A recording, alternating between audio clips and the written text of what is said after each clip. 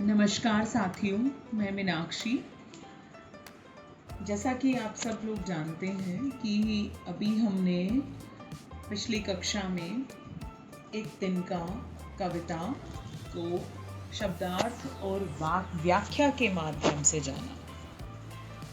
अब हम आज उसके क्वेश्चन आंसर करने वाले हैं, जिसमें पहला ही प्रश्न मैं पढ़ रही हूँ। एक तिनका कविता में किस घटना की चर्चा की गई है जिससे घमंड नहीं करने का संदेश मिलता है? स्पष्ट है प्रश्न कि घमंड हमें करना नहीं चाहिए, ये संदेश दिया है हरिओत जी ने। अब उत्तर किस तरीके से हमें यहाँ पर लिखना होगा?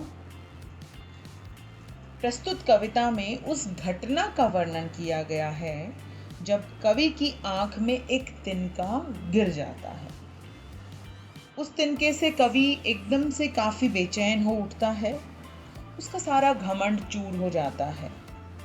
किसी तरह लोग कपड़े की नोक से उनकी आंखों से तिनके को निकालते हैं, तो कवि में तब तक कवि की जो ये वेदना चल रही है, कवि सोच में पड़ जाता है कि आखिर उसे घमंड किस बात का था, जो एक तिनके ने उनके घमंड को जमीन पर लाकर खड़ा कर दिया। उसकी बुद्धि ने भी उसे ताने दिए कि तू ऐसे ही घमंड करता था, तेरे घमंड को चूर करने के लिए तो एक तिनका काफी है। इससे यह संदेश मिलता है कि व्यक्ति को स्वयं पर कभी भी घमंड नहीं करना चाहिए।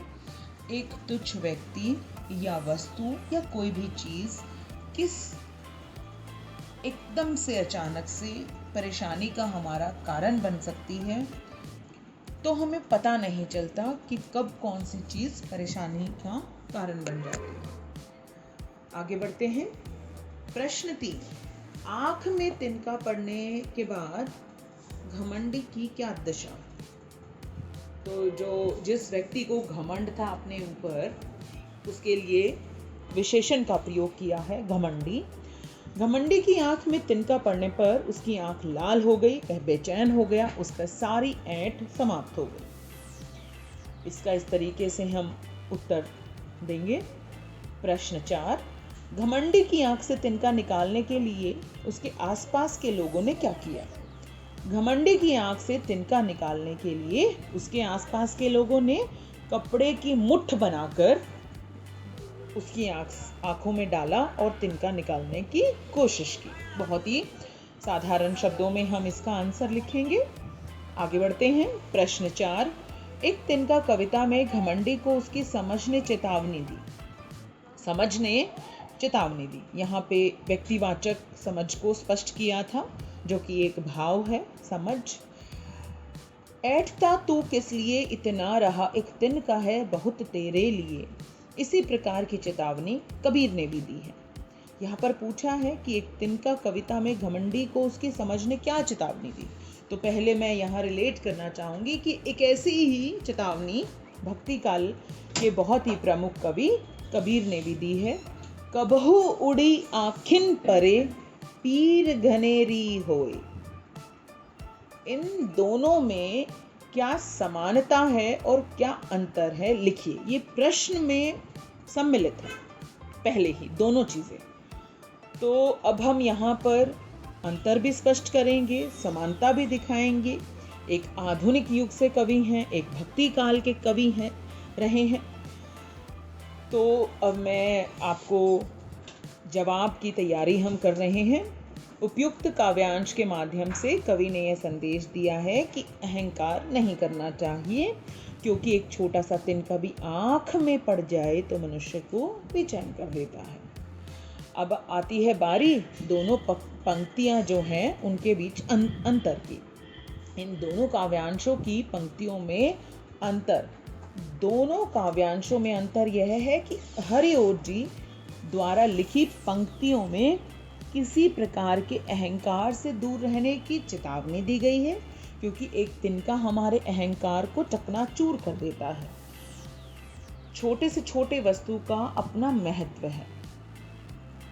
दोनों में घमंड से बचने की शिक्षा दी गई है। प्रत्येक तुच्छ समझी जाने वाली वस्तु का अपना महत्व होता है, ये हमें ध्यान रखना चाहिए। अब अनुमान और कल्पना से कुछ प्रश्न हैं। ये एक पहला प्रश्न हम लेने वाले हैं इसमें। इस कविता को कवि ने मैं से आरंभ किया। मैं घमंडों में भरा ऐठा हुआ। कवि का यह है मैं कविता पढ़ने वाले व्यक्ति से भी जुड़ सकता है, क्योंकि मैं अहम का भाव है, और तब अनुभव यही होगा कि कविता पढ़ने वाला व्यक्ति अपनी ही बात कर रहा है। यदि कविता में मैं की जगह वह या कोई नाम लिख दिया जाता, तब कविता के वाक्यों में बदलाव किया जाएगा। कविता में मैं के स्थान पर वह या कोई नाम लिखकर वाक्यों के बदलाव को देखिए। तो अब हमें सिर्फ क्या करना है, मैं की जगह वह लगाना है और कविता को फिर से लिख डालना है। सिर्फ इतना ही यहाँ पर। जैसे मैं घमंडों में भरा ऐठा हुआ, एक दिन जब था मुंडेर पर खड़ा, तो यहाँ हम कैसे कर देंगे, वह घमंडों में भरा ऐठा हुआ, एक दिन जब था मुंडेर पर खड़ा। इस तरीके से हम उसको लिखते चले जाएंगे। प्रश्न 2, नीचे दी गई कुछ पंक्तियों को ध्यान से पढ़ना है। ऐंठ बिचारी दबे पाँव भागी, तब समझने यो तुझे ताने दी। इन पंक्तियों में ऐंठ और समझ शब्दों का प्रयोग सजीव प्राणी की भांति हुआ है। बिल्कुल, क्योंकि है तो ये भाव। कल्पना कीजिए यदि ऐंठ और समझ किसी नाटक के दो पात्र हों, यानी नाटक हो, तो अभिनय कैसे होता, यानी मंच करना है, तो हम सीधे सीधे दो पात्र बना देंगे, दो पात्र गढ़ देंगे, एक ऐंठ है एक समझ है। जैसे हम कोई भी दो पात्रों के नाम रख देते हैं, जैसे रोहित मोहित दो पात्र हैं, तो ऐसे ही यहाँ हमें क्या बोला है कि आपको ऐंठ और समझ दो पात्र बनाने हैं। समझ बना देते हैं ऐंठ, इतना ऐंठती क्यों है, जैसे समझ पूछ रही है ऐंठ से, ऐंठ समझ, यह तेरी समझ से बाहर की बात है। इस तरीके से हम इस बात को कंटिन्यू करेंगे। फिर समझ, ऐसी कौन सी बात है जो मेरी समझ में नहीं आती। ऐंठ समझ, तेरी समझ में यह नहीं आता कि यदि मनुष्य सुंदर हो, धनवान हो, समाज में ऊंचा स्थान रखता हो, तो उसे अपने ऊपर घमंड नहीं करना चाहिए। देखो बहुत ही खूबसूरती से हम इसको आगे कंटिन्यू कर सकते हैं। आगे बढ़ते हैं। प्रश्न 3, नीचे दी गई कबीर की पंक्तियों में तिनका शब्द का प्रयोग एक से अधिक बार किया गया है। इनके अलग अलग अर्थों की जानकारी प्राप्त करें। उठा बबुला प्रेम का, तिनका उड़ा आकाश। तिनका तिनका हो गया तिनके तिनके पास। उत्तर है, जिस प्रकार के झोंके से उड़कर तिनके आसमान में चले जाते, तिनका उड़ता है, हल्का सा हवा का झोंका हुआ और तिनका उड़ा, तिनका उड़ा आकाश, यानी यहाँ तिनका अपने ही अर्थ में है, तिनका आकाश में उड़ा और सभी तिनके बिखर जाते हैं, यानी हमने कहीं पर समेट कर रखे हैं तिनके सारे, और हवा उड़ी और सारे तिनके बिखर गए। उसी प्रकार ईश्वर के प्रेम में लीन हृदय सांसारिक मोह माया से मुक्त होकर ऊपर उठ जाता है। वह आत्मा का परिचय प्राप्त कर परमात्मा में मिल जाता है। अब कबीर जी की यहाँ पर बात हो रही है, तो रहस्यवाद स्वतः यहाँ पर शामिल होगा और आत्मा और परमात्मा के द्वारा हमें कबीर जी अपनी विभिन्न साखियों में समझाते हैं। वह आत्मा का परिचय प्राप्त कर परमात्मा से मिल जाता है। ये स्पष्ट रूप से वो इस जो उनकी पंक्तियां हैं इसके माध्यम से बता रहे हैं, यानी उसे अपने अस्तित्व को पहचान हो जाती है और सभी प्रकार की बाधाओं से मुक्त होकर ईश्वर के करीब पहुंच जाता है, यानी आत्मा का परमात्मा से मिलन हो जाता है। भाषा की बात, किसी डब से निकलना का अर्थ किसी ढंग से निकलना। डब से कोई वाक्यांश से आप परिचित होंगे, जैसे कोई भी हम वाक्य ले सकते हैं और जैसे यहाँ पे कुछ अधूरे वाक्य दिए गए हैं, कुछ शब्द वाक्यांश को हमें पूरा करना है, कुछ यहाँ पर शब्द हैं जैसे छप से, टप से, धर से, फुर से, सन से। मेंढक पानी में छप से कूद गया। नल बंद होने के बाद पानी की एक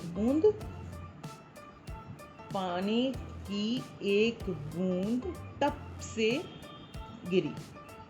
शोर होते ही चिड़िया फुर से उड़ी। ठंडी हवा सन से गुजरी और हम थर या आगे मैं ठंड में थर से कांप गया। इस प्रकार से इसको हमने पूरा किया और मैं आशा करती हूँ कि आप मेरे चैनल को सब्सक्राइब करेंगे, लाइक करेंगे, शेयर करेंगे, ताकि अधिक से अधिक विद्यार्थियों को मेरे द्वारा जो हरिओट जी की कविता है उसको मैंने जिस तरीके से उसकी व्याख्या मैंने स्पष्ट की है, अधिक से अधिक विद्यार्थियों तक वो व्याख्या पहुँचे। मैं इसी आशा और उम्मीद के साथ आप सभी को नमस्कार करती हूँ। प्लीज़ मेरे चैनल को सब्सक्राइब करें, शेयर करें और लाइक करें। धन्यवाद साथियों।